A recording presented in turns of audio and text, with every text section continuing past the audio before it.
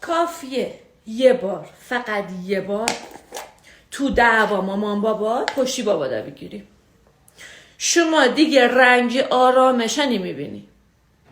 قضا مامان قضا، برو بگو بابات برات بستونه دیگه، خدمت کار مرد. مامان لباس کثیف داشتم چطور شد؟ خودتون بشورید، من دیگه نمیتونم دیگه، خدمت کار رفته مرخصی. تابش میگی سلام، میگه سلام علیکم باباتون خوبه؟ حالی باباتون خوبه؟ مامان ما یه غلطی کردیم، یه بار پشتی اون در به در گرفتیم. میگه ول میکنه دیگه، همینجور داره ظرفا را میشوره. من اگه شانس داشتم که بچه‌ام این نبودن 9 ماه اینا را به نیش بکش، بزاشون زحمتشون رو بکش، بعدم برم پشتی باباشون رو بگیرم. خب مامان باشه دیگه، ول کن.